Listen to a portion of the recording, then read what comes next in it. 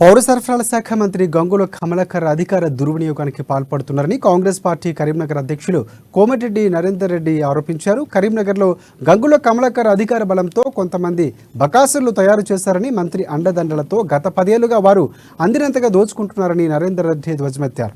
Land, sound అలాగే శాండ్తో పాటు wine మాఫియాలకు వత్తాసు పలుకుతున్నారన్నారు. తమ పార్టీ నుంచి ఎమ్మెల్యే టికెట్ ఆశిస్తూ దరఖాస్తు చేసుకున్న పురుమల్ల శ్రీనివాస్పై రౌడీ షీట్ పెట్టడం గంగుల కమలాకర్ స్వార్థ రాజకీయాలకు ఉదాహరణను కూడా మండిపడ్డారు. గంగుల అవినీతి పాలనకు 100 రోజుల్లో చర్మగీతం పాడుతామని నరేందర్ రెడ్డి హెచ్చరించారు. గంగుల కమలాకర్కు ఆయనకు దగ్గరుంటే ఎటువంటి కేసులు ఉండవు. కేసులు పెట్టిన వాళ్ళు బయటకు కూడా రాదు.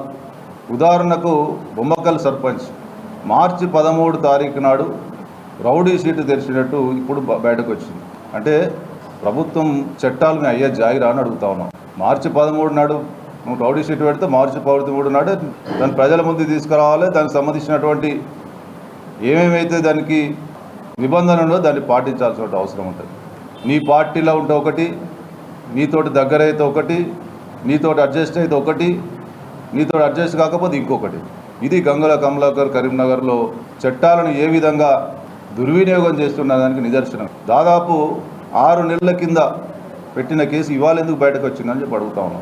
ఇలా కాంగ్రెస్ పార్టీకి టికెట్ అప్లై చేస్తే మీరు బయట పెడతారు. నీ పార్టీలో ఉంటే ఏది ఉండదు. అంటే చట్టంని చుట్టం అనుకుంటా ఉన్నారు. ఈ విధమైనటువంటి ఉదాహరణలు ఎన్నో ఉన్నాయి.